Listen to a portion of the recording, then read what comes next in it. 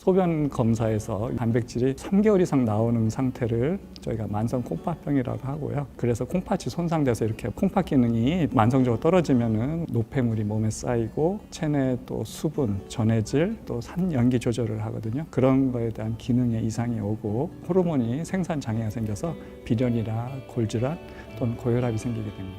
이 만성 콩팥병은 신장 자체로 인한 것보다는 대부분은 우리 몸에서 전신 질환, 합병증으로 발생하는 2차적인 게 대부분입니다. 그래서 만성 콩팥병의 3대 원인으로는 당뇨병, 고혈압, 만성 사구체 신염을 우리가 3대 원인으로 들고 있습니다. 밤중에 2, 3회 이상 소변을 보는 것을 야뇨증이라고 하는데 야뇨증이 대표적이고요. 그 외에도 무기력하고 피로감을 느낀다, 식욕이 저하된다, 집중력이 떨어지고 수면 장애가 온다, 밤에 쥐가 잘 난다, 혈압이 올라간다, 눈 주위가 붓고 푸석푸석하다, 소변에 거품이 있다, 이런 다양한 증상을 호소할 수 있는데 문제는 이런 증상이 일상생활하면서 쉽게 본인들이 느낄 수 있고 분간하지 못하고 간과하고 지나갈 수 있다는 거고,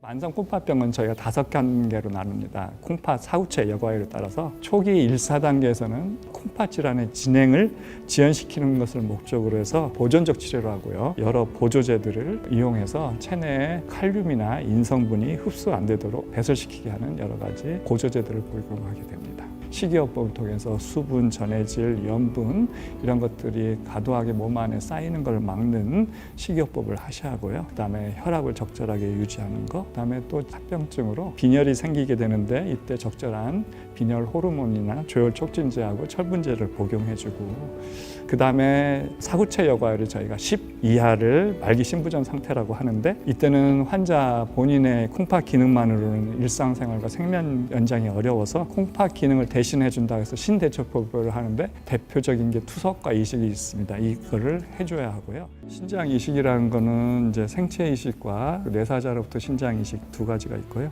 이 생체 이식이라는 거는 타인의 신장을 환자의 하복부에 이제 수술적 방법으로 심어주는 거거든요. 우리 보통 콩팥은 2개를 가지고 있는데 하나를 떼어내더라도 생활이나 건강에는 아무 문제가 없는 걸로 현재까지 밝혀져 있고 수술 자체도 안전한 걸로 밝혀졌습니다. 환자분들은 신장 이식을 하면은 투석을 받지 않아도 되고 정상적인 생활이 가능하니까 굉장히 환자들은 이식을 받으려고 하는데 가장 문제는 줄부를 찾는 게 문제고, 그다음에 신장 이식을 받는다고 해서 끝나는 게 아니라 이식 후에도 꾸준한 관리, 약제를 복용해야 하고 의료진과 외래 방문해서 계속적으로 상담받고 상태를 확인하는 그런 관리도 굉장히 중요하다고 생각합니다.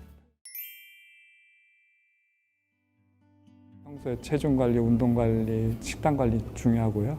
만성 콩팥병 진단을 받더라도 결국은 저염식 통해서 혈압 조절하고 약물 복용하는 거 중요하고, 당뇨 있는 환자들은 철저하게 혈당 관리, 이것들이 신장 기능 소실을 막는 걸로 잘 알려져 있습니다. 결국은 개인의 노력과 이러한 것들이 잘 되고 있는지 이제 의료진과 검사나 이런 걸 통해서 피드백을 받고 이런 의료진하고 서로 상호작용하는 것이 굉장히 중요하다고 생각합니다. 그리고 또 하나 제가 강조하고 싶은 게 약제. 이미 콩팥이 망가졌더라도 추가 손상의 대표적인 거는 약제를 넣을 수 있습니다. 환자가 자신의 콩팥 건강 상태를 잘 인지해서 의료진한테 숙지시켜서 그런 콩팥 합병증에 피해야 하는 게 가장 중요합니다. 현 의료 환경에서는 이제 CT MRI가 굉장히 대중화되어 있는데 이 CT MRI에서 영상을 잘 얻기 위해서 여러 가지 조영제들이 사용되는데 이게 콩팥이 안 좋은 환자들한테는 문제가 될 수 있기 때문에 검사를 하기 전에 의료진하고 자기 콩팥 상태를 잘 커뮤니케이션하는 게 중요하고요. 그 다음에 이제 여러 가지 건강 보조제, 한약 이런 검증되지 않은 약제들은 피하고, 의사들이 처방하는 검증된 약이라도 콩팥 기능에 따라서 안 좋을 수 있기 때문에 처방하시는 의사 선생님과 상의하는 게 중요하겠습니다. 건강검진을 하는 게 더 중요하다고 생각하고요. 적어도 40세 이상이면 우리나라에서 시행하는 건강검진 꼭 챙겨보고 건강검진에 나온 이상 결과를